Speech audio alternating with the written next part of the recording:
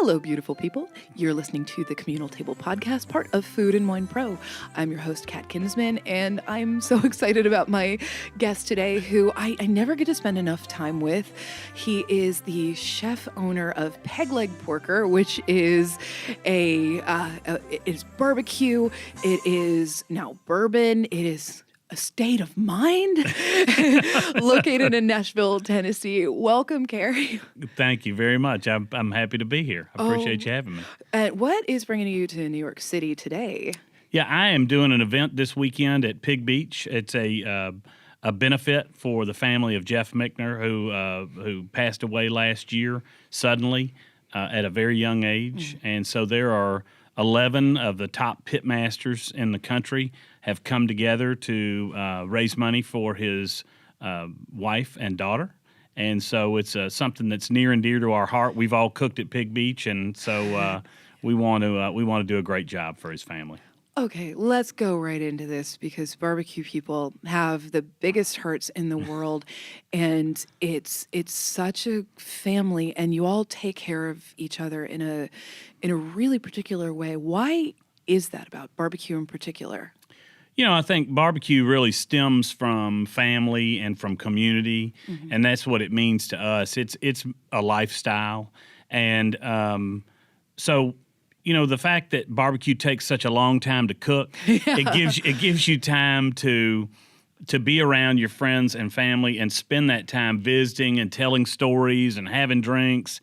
And so we've built a really strong community, I feel like, across the country. And when somebody's in need, then you can generally count on some barbecue people to be around. Oh, I've seen what Stan Hayes does with Operation Barbecue Rescue. They do an amazing job. Yeah, so if people aren't familiar with that, they roll up into, in the wake of natural disasters, pull up some rigs and start feeding people, and it's all volunteer, and they've served, what, millions? Over 2 million meals now. And so it's just an unbelievable effort of people coming together. If the pitmasters can't make it, then generally they donate money. But so many of them donate their time. Stan does it full time. John David Wheeler is a huge supporter. So many other people have been huge supporters of it. And they, like you said, they wheel into town in disaster areas, and they just feed people. Yeah. It's no bureaucracy. It is, you need a hot meal, we got one for you. Yeah, there is no question there. I mean, I always think barbecue is, it gets talked about as such a great leveler, because, you know, people from all different parts of society, economic circumstances, race, religion can come together over this particular food. Yeah, it really is. It like you said, it's a leveler. It brings people from every walk of life together. From the richest to the poorest, there's truly a seat for everybody at the table in barbecue. Well, I remember John T. Edge talking about, like, you go into the parking lot of somewhere and there's Mercedes-Benzes and then old beaters, absolutely, and everybody has to wait in line and do their thing. Yeah, but and I'm also thinking that there is such a great tradition of barbecue people taking care of each other. Some years back, Rodney Scott's place burned down, his original flagship place. It's in South Carolina. Hemingway, South Carolina.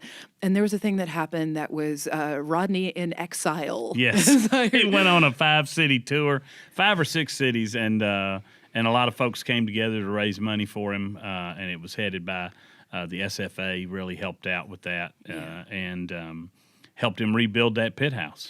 Yeah, for people who don't know, also the Southern Foodways Alliance, SFA, is a force of good and smoke and goodness. And so we have just, I'm not sure when this is going to air, but just yesterday in real time, we announced the Best New Chefs class of 2019. And there is a pitmaster named Brian Furman on there. How does the barbecue community feel about being recognized on a list like that, when I think, at least in media, barbecue is celebrated, but it's kept in a separate box, often from fine dining? It is. So there is. I'm thrilled that Brian made the list. Brian's a great guy. He's got a great place. Incidentally, his place just burned down in Atlanta. He's still got his Savannah place, but So he's in the process of trying to rebuild, and people have had fundraisers for he and his family. I'm, something like a food and wine list, naming him one of the top 10, I think is outstanding. He also was a semifinalist for the Beard Awards this year, as were a couple of other pitmasters. Yeah. My opinion on that is, and I've made it clear in the press, and not all my fellow pitmasters agree with me. I think that in the Beard Awards, that they should have a separate category for pitmasters, not in every region, but one nationwide. Because I think what we do is very different. It's not less. Yeah. It's just different.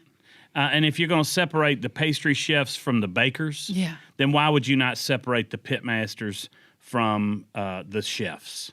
That's my opinion on the, not on the best chefs, but on the Beard Awards. It's an interesting thing to me because then with Beard Awards, you're taking the whole restaurant into consideration, and some of the places that do the absolute best barbecue are places where you go and you get it and you sit outside. And I remember going into Rodney Scott's place in Hemingway, South Carolina. They're individually wrapped like slices of cake that were, God, I want one of those right now.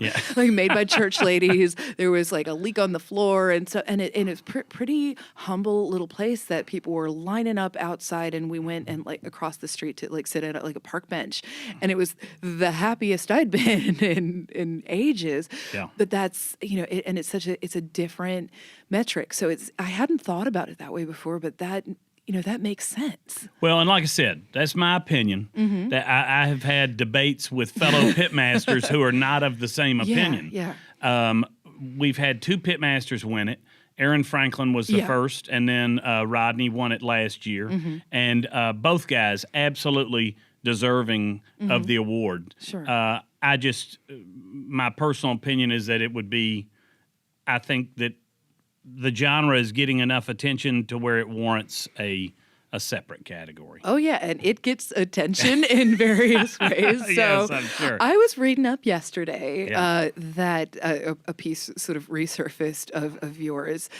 Let's talk about barbecue snobbery. All right, and absolutely. So lists comes out. The lists come out all the time in different metric forms. Some places aggregate all the Yelp scores. Some places actually, there are a few places in the country that actually have a critic who goes around to all the different barbecue places, like God bless Daniel Vaughn, who goes all over Texas to do that. But otherwise, the metric for what gets high on a list is specious in a lot of places, and people have very, very strong opinions on these. So you originally wrote something in response to, was it a Texas Monthly, or where was the original story? No, the original story where I wrote, the piece that I wrote was called A Letter to Armchair Barbecue Critics.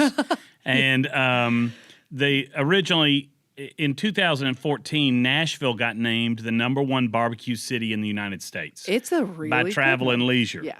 And it got got a lot of responses. Imagine Texas had something to say about it, North Carolina. Texas did, Memphis did, North Carolina did. And so,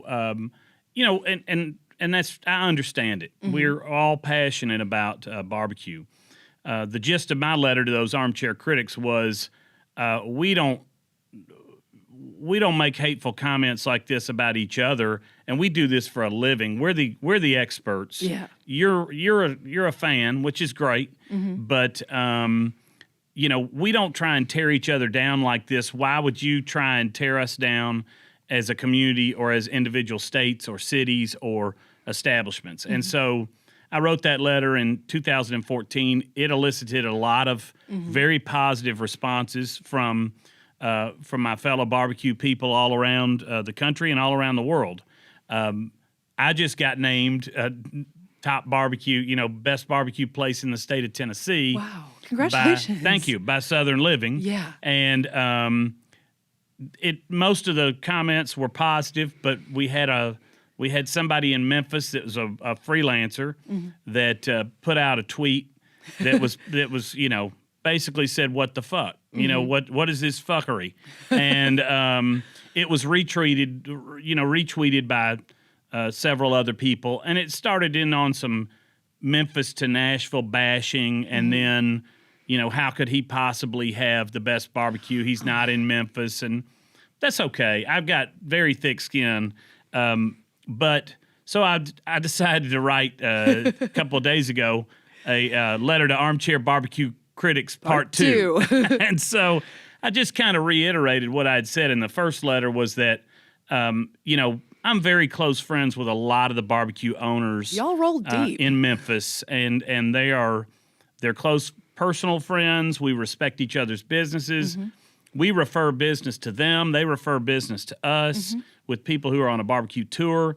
And the same way in Nashville. Yeah. My competitors are also my friends. Yeah. And you know that Pat Martin and I are close friends and have been since before either one of us had a restaurant. Love that man and his whole family. Yeah. and then, our other barbecue competitors with Edley's and Jack's and the Jim and Nick's folks are all friends of ours. And we send each other business all the time. We're closed on Sunday, so we send people to the other places that aren't. And it's disheartening to see people who don't do it for a living trying to create a rift in the community where it doesn't exist. It's a weird, hurtful thing, and it comes out of this misguided fandom. I mean, and you can transpose it to all different things, to music, to whatever. Sure. Like, if you're a fan of this, how can you, possibly like the? It's messed up because we're really in it because you love things. It should be about getting people to good and better and more. Yeah. Look, it's not a requirement that you hate somebody else's barbecue in order to love mine. Yeah. That's just the bottom line is you don't have to hate somebody else to love me. And it's okay. There's a lot of great barbecue. They're all different styles, and everybody has their own take on it. And that's what makes barbecue great is that you don't have to have a favorite. It's just like music. I mean, somebody asks you what your favorite album is. Well, hell, you got 10 or 20 that you love. Yeah. And so barbecue's the same way. It's not there are barbecue competitions. Yeah. Being in the restaurant business is hard enough without people shitting on you. Yeah. Absolutely. And so I agree. Like, I hate that question. Beatles or Stones? I'm like, both. Yeah. They're both great. And why wouldn't you have both of those in your arsenal? Why do I have to choose? Right. Yeah. I mean, the thing is, people, where does this weird badge? And it's kind of like this. For a while, it was like this bro-y kind of thing. Like, people, it is so funny because, like, people, whenever I write anything about barbecue or do anything, people who sort of don't know me online try to swagger at me. And I'm like, I don't need to prove my cred, but if you do want a picture like of this thing, I go to this barbecue symposium and speak at it every year that Amy Mills has and stuff. I'm like, do you want to see me hanging out with the Pitmaster? Do you want this thing? And like, it's just weird. It's like in place of a personality. Sometimes that people have this, and you were saying bourbon has that too. Bourbon does the same thing. You get bourbon snobs, I've had people call. We're a non-distilling producer, so we buy bourbon. And when we debarrel it, we put our finish on it, which is unique to us. It's a hickory charcoal finish after it's debarreled. And we've won several awards with it. We're proud of it. 80% of the bourbons out there on the shelf come out of 4 distilleries.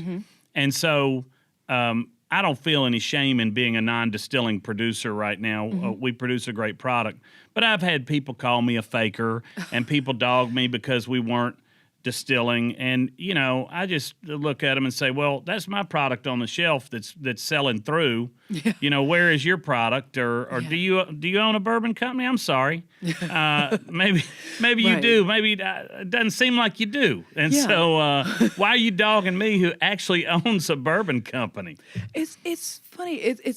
I think people are insecure about a lot of things, and they take obsessive fandom about something as in lieu of really feeling confident about themselves. So I do think it comes from a place of insecurity. In that same way, when you're a little kid, maybe you have the best baseball cards. Maybe you have. Sure, no. I was thinking, you know that movie Ghost World?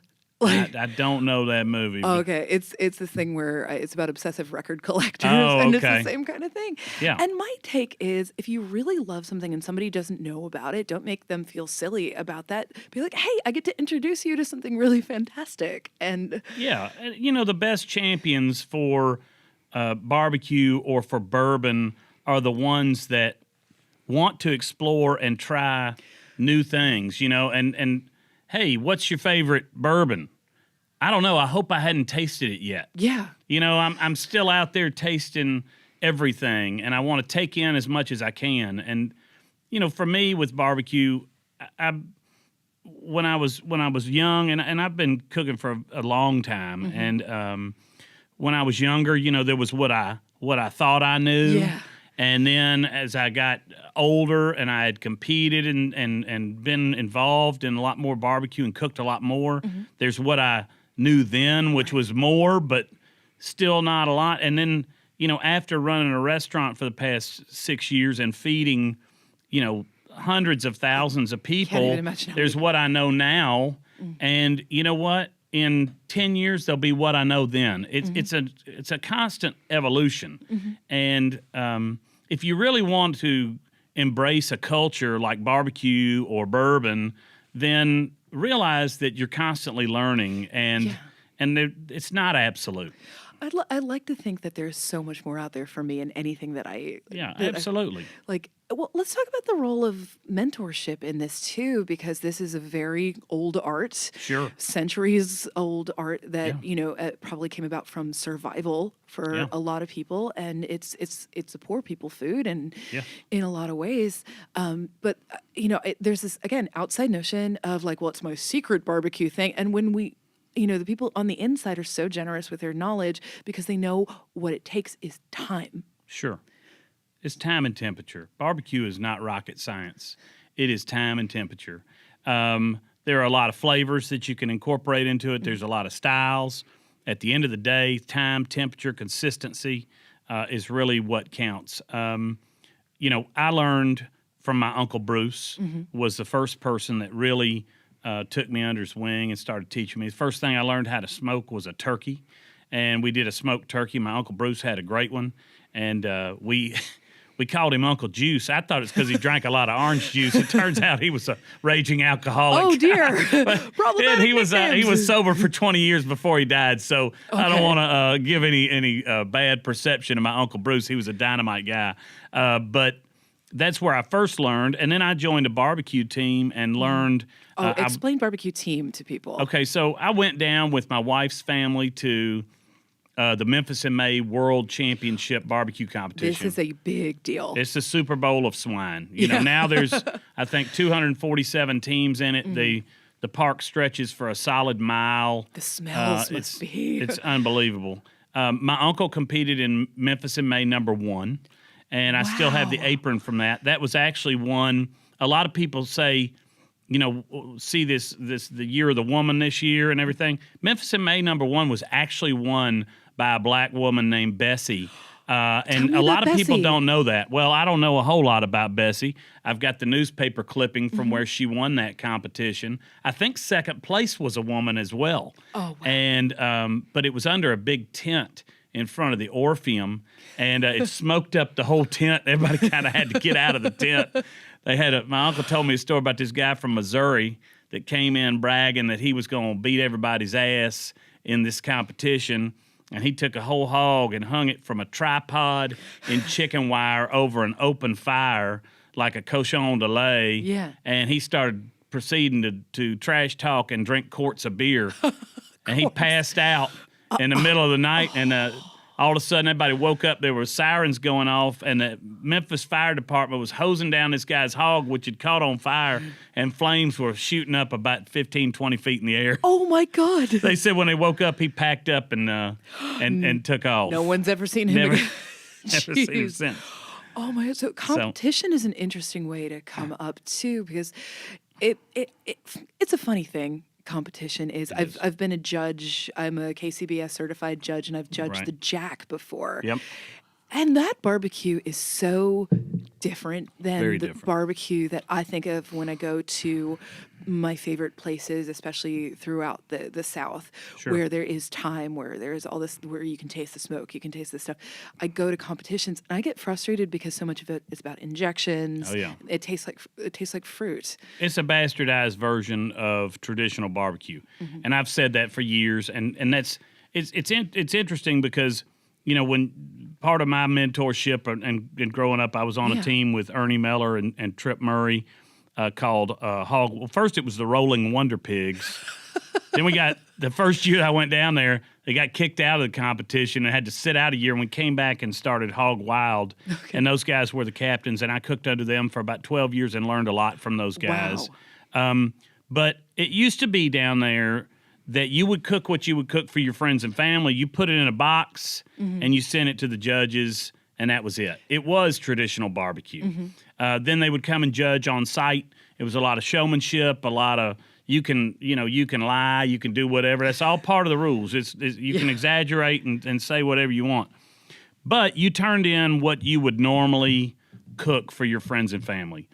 Over the years, competitions like the KCBS circuit really became a big machine and really made competitions accessible to everybody, whereas Memphis was always just kind of for the big boys. It seemed that way. And they did a great job with that and spreading the word of barbecue and the gospel, but their competitions were very different. And that started to creep into the Memphis in May. And so now it's kind of it's about that one bite. Yeah. And it's heavy seasoned, heavy injected, or most of it, not all of it, but it's a different type of barbecue than you're going to serve to your friends and family. Yeah, and I don't know if the general public knows about that that particular distinction. I don't know that they do. Yeah, some do, but not all. And that you can go to a barbecue competition and walk away hungry because so when I was a judge, we would get our boxes and you have to pace yourself because that is a lot of barbecue to eat in a sitting. Yeah. So people would sort of like stand around the edge of the pen and we would hand out things to them. Because I hate wasting food. Nothing. Oh, sure. It was beaten into me by the nuns in Catholic school. You do not waste food. No, absolutely. Yeah, but those are some long nights at the competition. They are. I spent many a night on the river in Memphis in May. Many a night under a blue tarp after drinking heavily and thinking that I was going to die of hypothermia. Yeah. There's some cold nights out there in barbecue, and you think like, oh, it's a smoker and stuff. Like, I have frozen my ass off. Oh, yes. Yeah, absolutely. So then there's a camaraderie that comes up from the competitions then, too. You cross-pollinate your teams. It's not, there might be some ribbing, some whatever, but people fundamentally, like if somebody needed something, you would give it to them, right? Typically, the culture for the Memphis in May cooks has always been share, help out. Okay, if I didn't make the finals, but Kat did, I need to go and ask her if there's anything that I have that she needs for her final presentation. Yeah. I've seen in other competitions where people are very secretive. They're huddling over their smokers. They're saying, "Don't come and look at what I'm doing." They call it shigging, and that's when you're trying to look at somebody else's stuff. And I want to read it like all the dialect of this. Oh yeah, well we never saw that much at Memphis in May. You see some secrecy, but for the most part, most people down there are pretty open about what they're doing and about what goes on, and pretty open with recipes. We have been over the years. We'll take people onto our team and show them what we do and help them out and teach them what we know. If you're not teaching that next generation, then the next generation's not going to have good barbecue. Yeah, that would be a crime. Yeah, so we don't give I'm not giving out the recipe for my dry seasoning, but I will explain enough about it to somebody to where they can formulate their own to their own taste. And I think that's what this community's about. It's so personal. Barbecue is so personal, and I know that like my husband is from near the Lexington area. Oh yeah. So that is a really definitive thing for him. I grew up in Kentucky, but we didn't really have barbecue in the part where I grew up. So people are like, oh, assume you like the mutton and stuff. Yep. And I've had it since then, and I absolutely love it. But people become really partisan about that kind of thing. So then how did you go from the competition thing to opening up your own place? I've been doing it for a long time. I'd been kicking around the idea of opening my own place. I had been in healthcare. I had been in IT. But my love was always for barbecue and for that lifestyle. And so... And it is a lifestyle. It is a lifestyle. And so finally, a opportunity presented itself where I left a company and I had a boss I didn't get along with. And, she and I just kept butting heads, and it ended up with me leaving the company. And I had a client that had gone with me to some cooking events. I was doing some stuff like boudin and beer down in New Orleans for the Emeril Lagasse Foundation, and he had gone with me to some of that stuff, and he said, why don't you come and consult for me? And I said, well, I really want to open this restaurant. And he said, well, this is perfect then, because you can set your own hours. You can work when you want to, and you can open your restaurant. And I'll be your first client. I'm 100% behind it. I love the food world. And so it offered me an opportunity to feed my family while I was trying to build out a restaurant. Yeah. And so that was very fortunate for me. And it came from years of networking and meeting the right people and talking about what I loved. And so we finally made the choice, and we jumped off, and it was a journey, Yeah. It's tough. It's a lot. Well, let's talk about that, because this, the podcast is part of Food and Wine Pros, so there are a lot of people who are going to be listening to this thinking like, I love barbecue, I love all of this stuff. How do I make this start for myself? How do I find a partner? How do I find that kind of that place to do it? All of those nitty gritty things. It's very, so I would say to anybody starting any restaurant is preparation. The more research you can do, the more people you can talk to that are in the restaurant business, sit down with them, pick their brain, go work in their restaurant for free on the weekends, do whatever you can do to educate yourself, because it all sounds great and romantic and fun. And the fact of the matter is, it's very hard on your marriage. It's very hard on a relationship. It's hard on your children. Because you just have to be there a lot. When we first opened, I think I was there every shift that we were open, every day, for at least the first year, if not the first 2 years. There wasn't a shift that I didn't work. Yeah.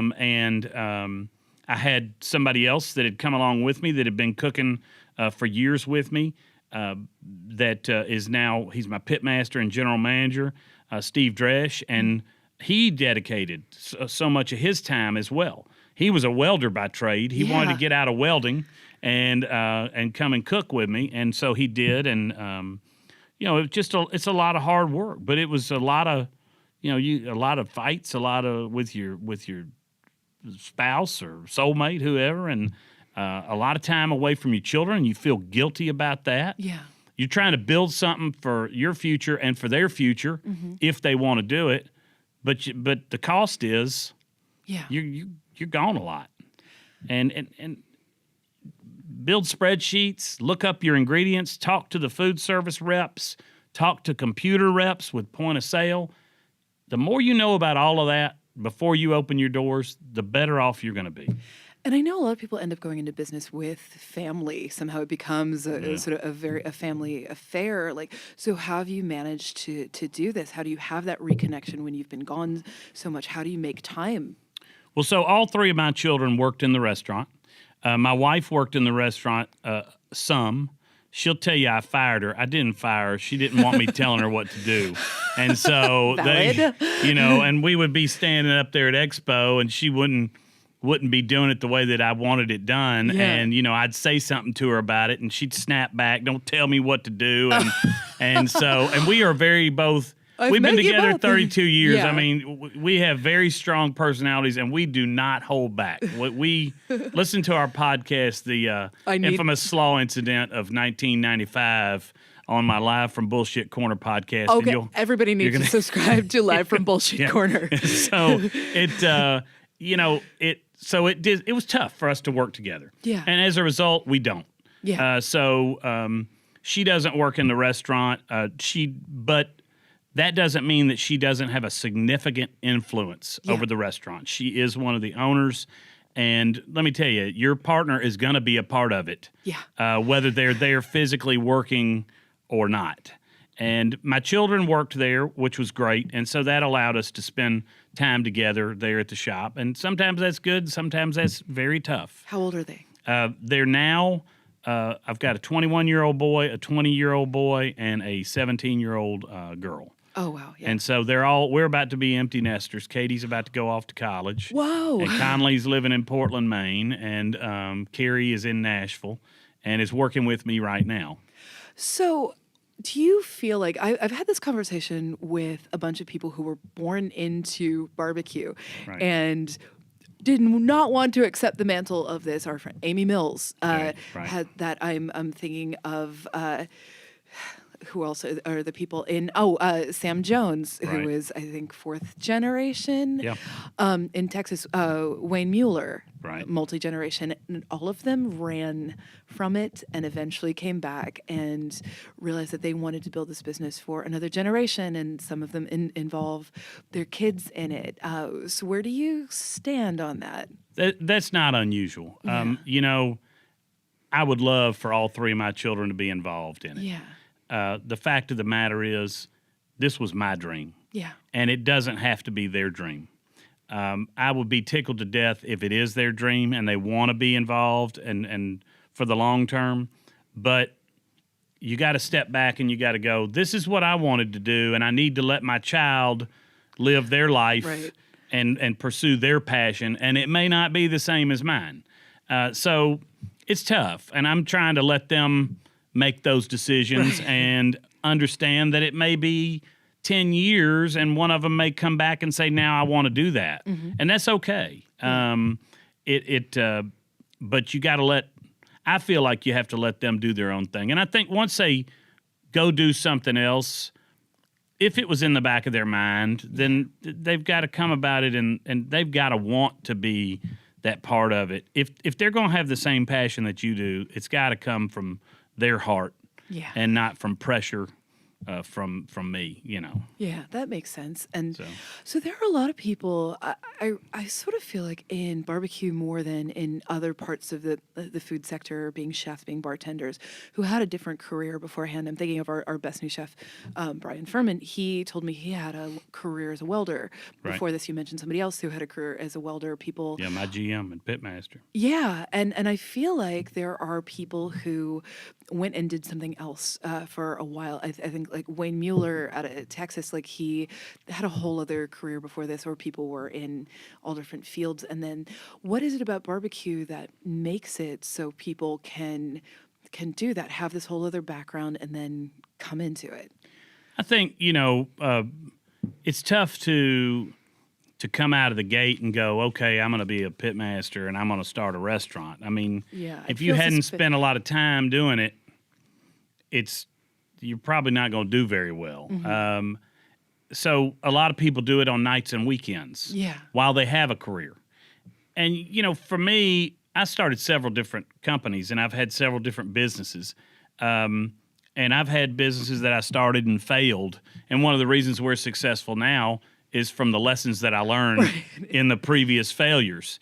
And so I think that because barbecue takes a while for you to really feel like you're a pro at it, that you probably are going to have, you may have another career before, and unless you grew up in it, then you might, you might feel comfortable enough to say, all right, I'm going to take it over. But even growing up in it, I mean, my children can cook barbecue fine, but can they run the restaurant?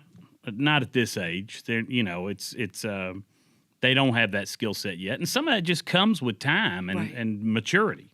Yeah. So it takes a lot of that, and also is barbecue. I feel like it's a little bit kinder on the body than like working a line in a restaurant, if need be. I mean, it's definitely deeply, deeply physical work, but you can sit down sometimes. Yeah, you can sit down sometimes because of the time involved, and a lot of it depends on what you're cooking on or how you're cooking, and so there are certainly ways to where it doesn't have to be as physically agonizing as it has been in the past. Yeah. And that's a debate right now. There's a lot of debate on, hey, you get a lot of food writers that say, hey, if you're not burning down and shoveling coals under a pit all night, it's not real barbecue. Oh, they get really mad about the gas barbecue. Yeah, some people tell them to fuck off. Yeah, I'm sorry. that's a good response. That's bullshit. And that's why I said on David Chang's show, Ugly Delicious, don't tell me how to cook my shit. Yeah. We manufacture pits that I designed and that we used to weld in my driveway. Yeah. That Steve Dresch and I did, and along with a lot of our other team members. We've got brick pits on the front of our restaurant where we burn down coals and we shovel them. But we also use gas assist pits. They're wood burning pits with a gas assist, and I have zero shame in using those.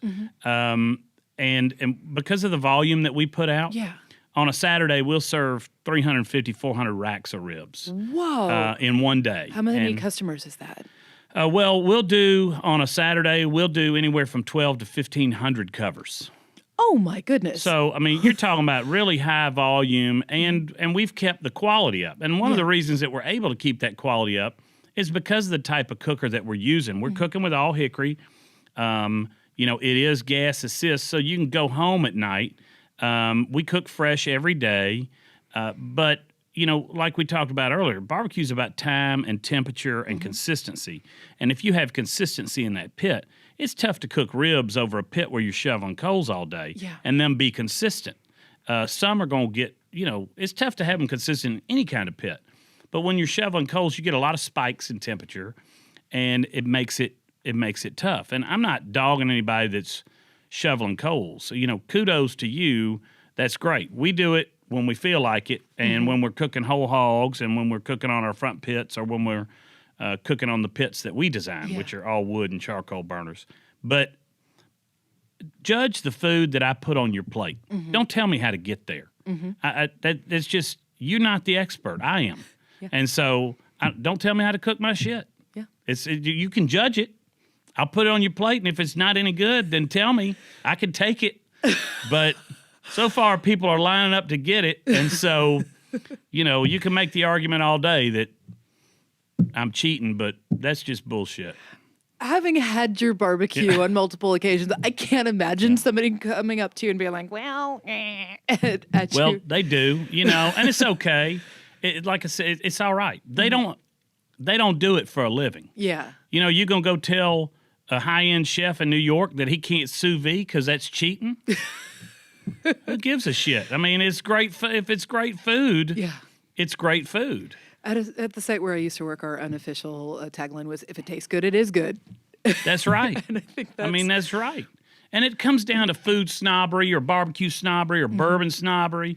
People can turn their nose down at different types of bourbon or different types of food. But the fact of the matter is, people like what they like. Yeah. And, if you want to make a living in this business, which is a very hard business, you better learn to give people what they like. And I'm not saying compromise and put out crappy stuff, but if you want to live with the classes, feed the masses. Yeah. If you want to live with the masses, feed the classes. I mean, it's very hard to make a living in high-end restaurants for a reason, because it's very hard to prepare that food, and there's a lot of waste, and there's a reason why certain brands are very successful. It's because people may not want to admit that they like it, but they like it. Oh, people have their shame eats that Fireball's a billion-dollar brand. It's massive, and it felt like it came out of kind of nowhere. And it is one of those de facto, you're at a bachelorette party, there's going to be fireball shots. Nashville's the #1 city for Fireball in the country. It's such a big bachelorette city. We are the #1 bachelorette city in the country now. Can we talk about the growth of Nashville? It's exploded with populations, with business. I talk to a lot of people from there who say they have a hard time hiring at restaurants because the population boom is out of control, and so that means restaurants are out of control, and there's so many places, so it's hard to get enough skilled workers. It's very tough. So, and we pay well, but it's very tough to get good employees and to hire any employees right now. Nashville has more cranes in it than any other city in the country right now. It's nuts when you go there. They keep announcing new $500 million to $1 billion projects of large, 20-acre projects. The real estate has gone through the roof. One of the biggest problems is affordable housing. Even if you can find the people to work at your restaurant, they have trouble finding a place to live anywhere close. And so I'm a native Nashvilleian, born and raised, and a native Tennessean. and I love to see the growth of Nashville. I'm not somebody who's poo-pooing it or saying, "Oh, you're ruining our city." Right. If cities don't grow, they die, and Nashville is growing, and that's a good thing. But it is a very hard environment in the restaurant business, in the hospitality industry in general in Nashville right now, to find great employees. And so we try and treat our employees like family. Yeah. We try and pay them well and give them good benefits. And as a result, we've got a lot of people who've stayed with us for a long time. And what do you look for in an employee? Like, what's really important to you when you hire? For us, it is about a customer experience.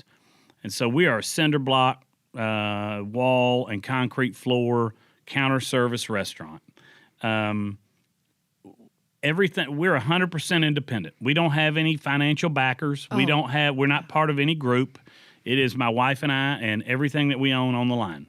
And 100%. We own our building, and so we're a true independent. And we look for people. Every picture, every knickknack that's in our restaurant is a piece of our life. And so when you come in, we're welcoming you into our home and our life, and you're becoming a part of our story. And so we look for employees that believe in that story and that believe in the experience, and that the customer doesn't just walk away saying, "I had a great meal." Yeah. They say, "I had a great experience." Oh, you remember how you feel when you go into a place. Yeah. So how do you, because you know this is a thing I care about very, very much, how do you take care of the people who work for you physically, mentally, all of those things? What do you do for them to make them feel safe and taken care of? Yeah, and that's tough. And I know it's a passion of yours, and certainly feel strong about it myself. We're not open on Sundays, which in the barbecue world is like is unheard of. Right. And we've debated, and we still may open on Sundays at some point, but our managers are scheduled for 40 hours a week. They're not scheduled for 70 or 80 or 90. We're not trying to push people to the breaking point. We think that there's a work-life balance. We do employee outings. We try and do them once a quarter, where we take our employees out and we buy them drinks or dinner or lunch or have their families over. We'll do a Super Bowl party. And so, and then we truly care when somebody has an issue. They can come and talk to me. They're talking, they can talk to the owner. I'm there every day. And I may not be on the floor, but my office is there and the door is open. And so, I think that you have to, one, make sure that they feel like they're a part of that story and that family, which they are. They're an integral part. And two, I think you have to have a great rapport. And then you have to respect their, you have to respect their opinions and their feelings. And sometimes more than you want to legally these days. Right. There's a lot going on. But if you don't feel like they're an integral part of your business and care about them personally, then you're probably not a great operator. Yeah. I just believe that you don't want to have people serving your customer that don't believe in what they're doing. Yeah. Do you ever have a circumstance, this is just something I'm asked a lot, where there is somebody working for you who you're worried about, and you, like, whether you feel their head's not in the game, or maybe they're overdoing it with some things, or just might have some personal circumstances? How do you have that conversation with them? How do you check in on them? What are the words you use? What is the physical circumstance in which you approach them for that? We haven't had a lot of that. I did have one incident with a employee that was in a abusive relationship that was deeply concerning to me and to my wife, and really we worried about her, and we felt very strongly about it. My way of dealing with it was that I went down. And you don't want to crawl into their personal life, and so you don't want to pry too much. I don't know how much she wanted to talk about it. The way that I dealt with it was I went down to the YWCA and I asked them how I should deal with it. Yeah. I got information from them. I got a card from them, and I listened to what they had to say. And then I brought the employee in. I said, look, I don't know what's going on in your life, and I don't want to get, I don't want to be somewhere you don't want me to be. Yeah. What I do want you to know is that we love you and that we think that you should be respected for who you are, and that you have a lot of worth, and that you are important. Yeah.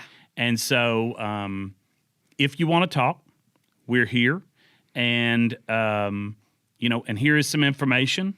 And I don't know if you need it or not, but if you do, I want you to know that we can provide a safe place for you. And that's how I handled it, and I don't know any other way to handle it. Yeah.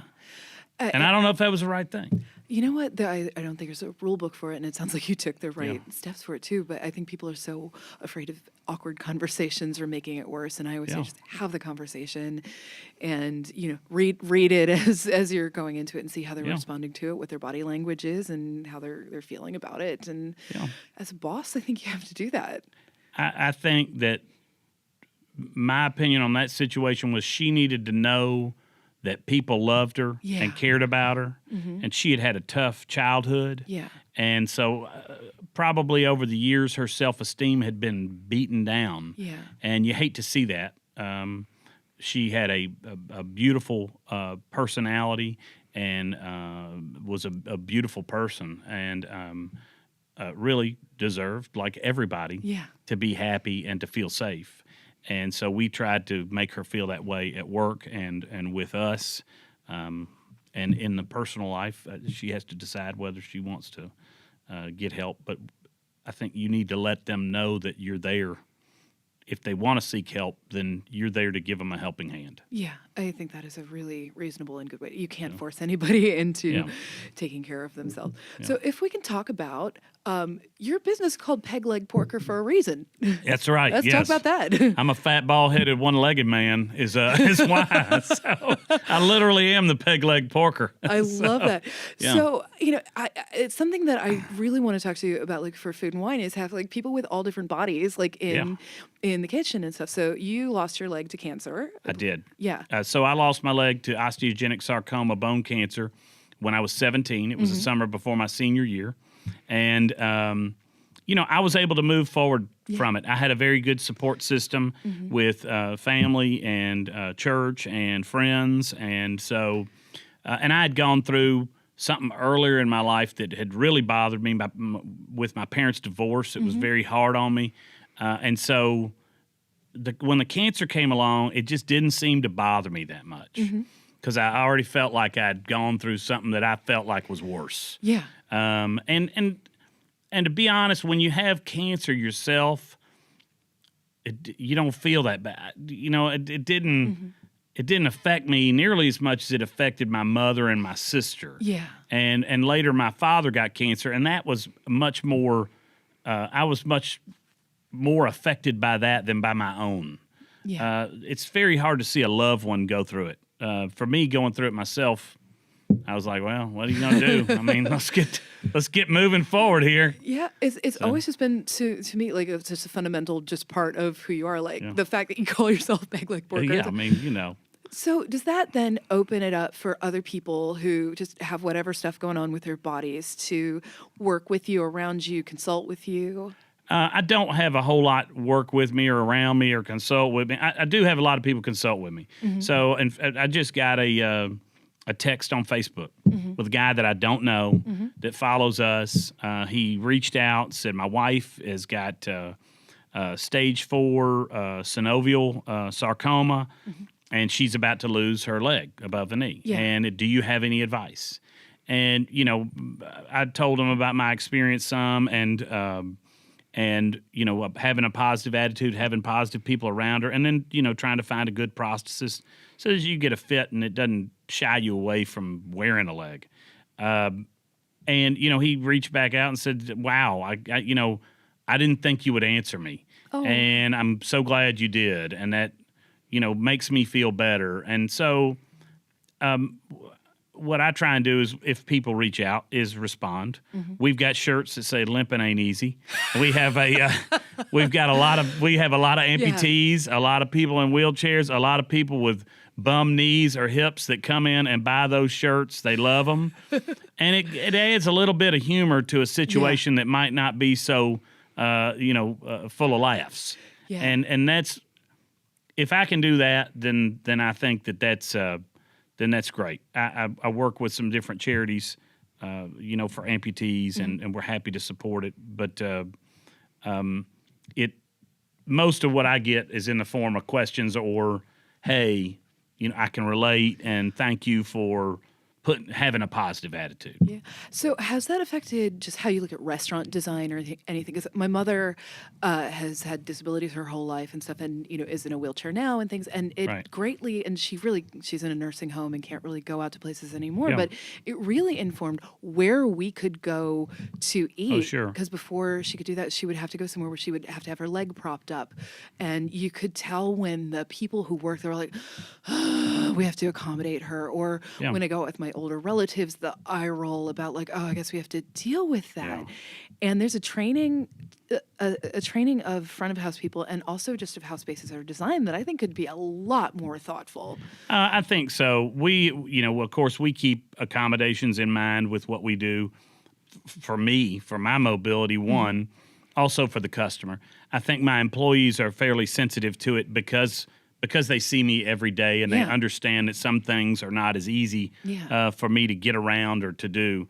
I think it's very important. And I think that people need to understand that even if they look at you and think, oh, he's normal, he's fine, he's just, his legs cut off, but he's whining about it a little, then what they need to understand is, even though they may be a close friend and think it's nothing to you, it's still, like the airport today. I mean, I got off the flight and they ask if I want a wheelchair, and you're like, how far is it? If it's JFK, it's very far. And some people say, well, it's not that far. And you're like, well, but I have one leg. For me, what you call not too far and what I call not too far are two very different things. Yeah.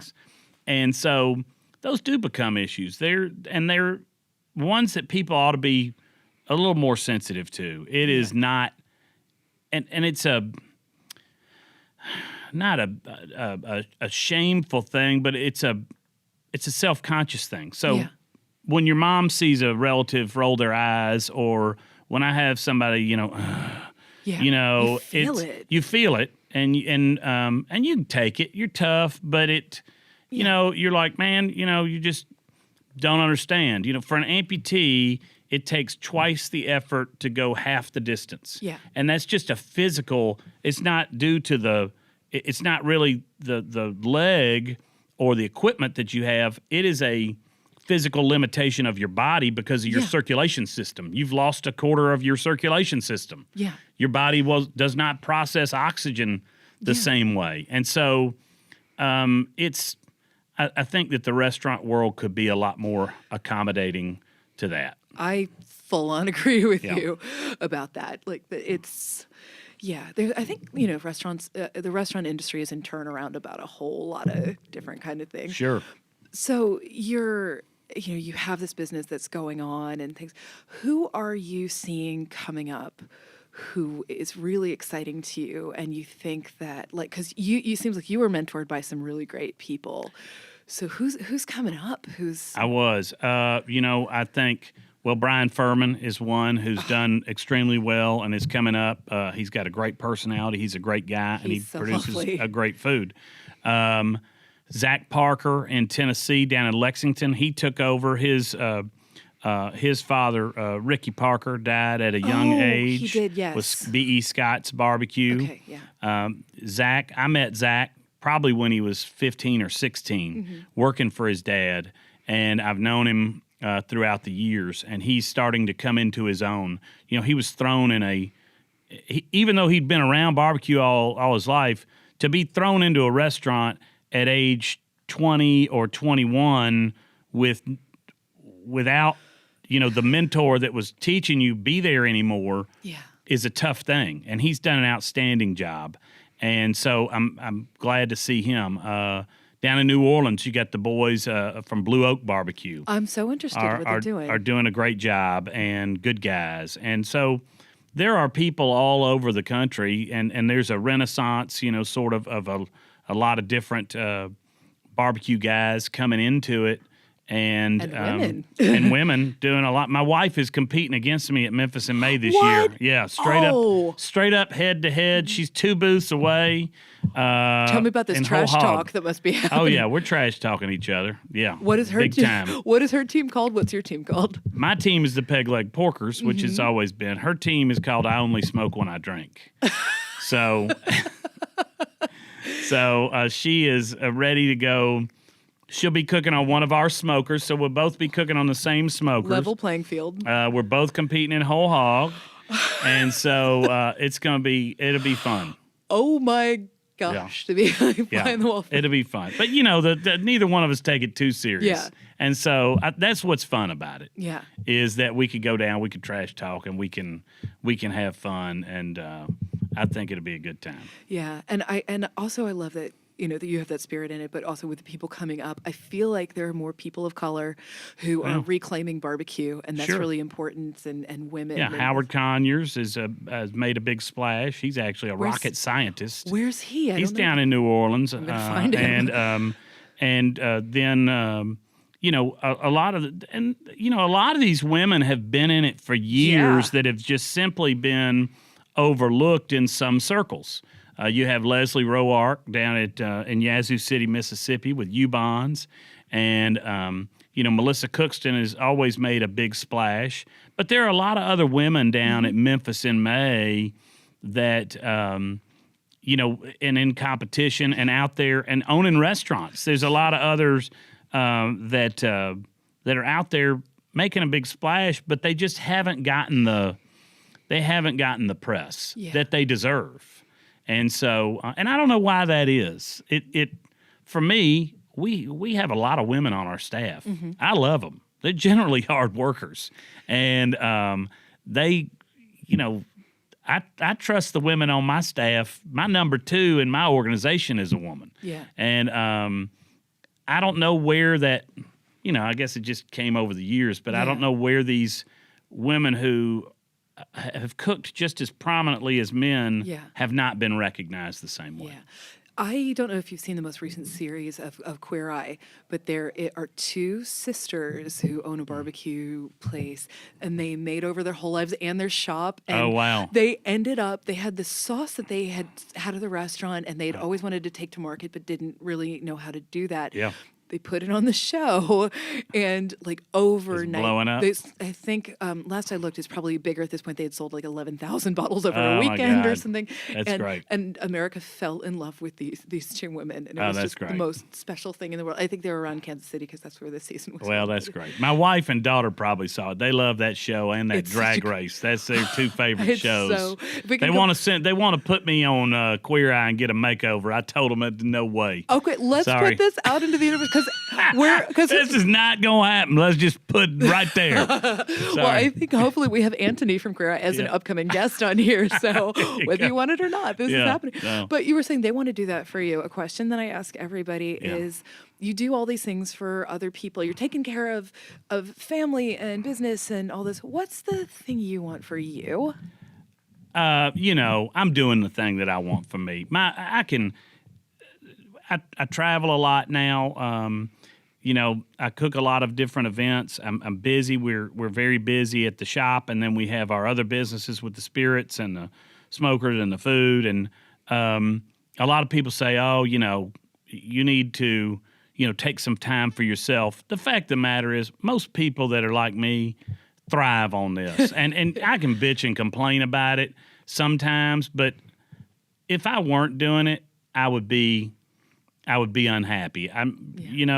So if you talk about something I like to go do and relax, we've got a lake house, and just being at the lake house is it's been in my family for 60 years, and being down on Pickwick Lake is a huge thing for me. Just I can go and kind of let it all go down there and not stress about it. Yeah.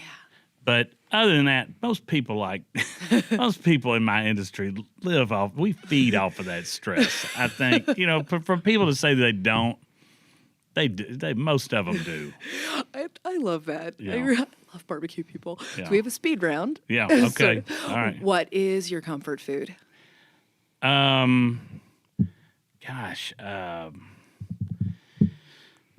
Biscuits and gravy. You are not the only person to say that Yeah. either.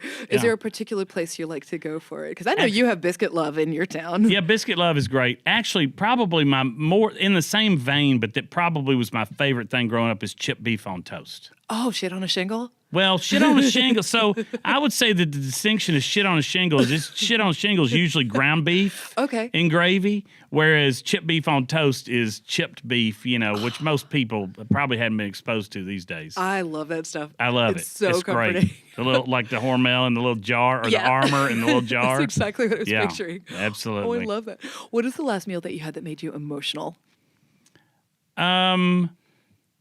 I had a meal the other night at Taylor in Nashville that totally changed my perception of. I went, and it's supposed to be Indian type food, and I thought, I don't like Indian food, and 'cause I'd had it like once or twice maybe. I think I had it in Amsterdam, and I went and had this meal the other day, Sunday night, as a matter of fact, and it totally 100% changed my perception of that type of food. And in fact, his father, it's Vivek's Surrey in Nashville, his father was there and his mother, and his father is trying to convince him to change it, to not say Indian food, to say South Asian with American influence.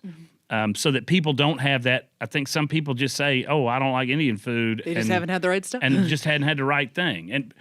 But a meal that made me emotional, I was at the Southern Foodways Alliance, and Ashley Christensen did a lunch. I was there. And I don't know why. I still think about that meal all the time. I don't know why, but it physically made me kind of emotional. And I have no idea why, but it was a dynamite meal. Yeah. But for something triggered me that, that made me compelled. I had to go up and say something to her after the meal. And Ashley and I are good friends, but I felt like physically compelled to go and tell her how much I enjoyed that meal. I was at that meal too, and it was funny because it was in the middle of a barbecue symposium, and she served an all vegetable meal. Yeah, that was the most baller thing. Yeah, it was crazy. And it was so special. But it was very good. I think about that meal like once a week. Yeah, it was great. It's so great. What is the last meal that somebody made for you in their home? I went over to a buddy's house, and we were. He's one of my old friends, and he and his wife, and they made steak. They made filet medallions. That's really nice. It was great. People don't cook for chefs, and yeah, it's such a thing. Well, I'm not a chef, so I'm not classically trained. I cook barbecue, but people do get intimidated sometimes, and they shouldn't be. Because we like all kinds. We love everything. I want to make you some chip beef on toast. Yeah, I love it. I would welcome it. So this question, because of where you live, is going to be interesting. What living musician would you want to cook for, and what would you cook them? That's a hard one. Yeah. And in fact, I just tweeted out one of my favorites. Literally died today. Earl Thomas Conley. I'm so sorry. No, I didn't know him, and I never saw him, but he was loved his music. I'm trying to think of who is a living musical artist that I would love to cook for. Living in Nashville, I figured. We have a lot come in. Yeah. We've had several, a lot of musicians come in. But if I had to personally cook for one that's living, I guess. It's a tough one for a lot. That's a very tough one. I'm trying to think. Kat, I'm at a loss. We can come back to one. All right, we'll have to come back. Okay, the other one is you have 5 uninterrupted minutes for self-care. What do you do? Sit at the lake and do nothing. Ooh. Yeah. Just stare into space. Yeah. Just do nothing. Just have a drink. And say a musician walks up to you. Yeah. Who is this? Oh gosh. What's the thing that's on repeat in your music device or your feed? I I like stirred. I tell you who would be a great one. Al Green. Oh yeah, Al Green. What would you make for Al Green? I just had a friend. I ate something the other day down at Pesh that was a catfish over greens with the pot liquor kind of over the courtbouillon? catfish. Yeah. And I learned how to make greens gumbo from a recipe from Marcel Bienvenu years ago from a symposium. I'd like to make that fried catfish dish over greens gumbo. So it'd be potato salad base with greens, and then the fried catfish on top with and ladle the pot liquor over it. Look out, Al Green. I think that would be a good one. Oh my gosh, I think that's a great place for this. Thank you so much today to our guest, Carey Bringle. You can find him at Peg Leg Porker on all the different social things. You can find him in Nashville. Look for his bourbon on your shelf, and if it's not in your state yet, go and talk to the people who are responsible for that. And thank you so much to our producers, Jennifer Martnick, Alicia Cabral, and Amy Frank. Thanks to Douglas Wagner for our delightful theme song. If you like what you heard, please tell a friend, write a review, or rate us, because those stars and comments matter. If there is something you'd like us to talk about or a guest you'd like to hear from, please let us know. You can find me on Twitter at @KittenWithAWhip. Find out more about the show and catch up on all of the episodes at foodandwine.com and Food and Wine's YouTube page. Thanks for listening, and take good care of yourself until the next time.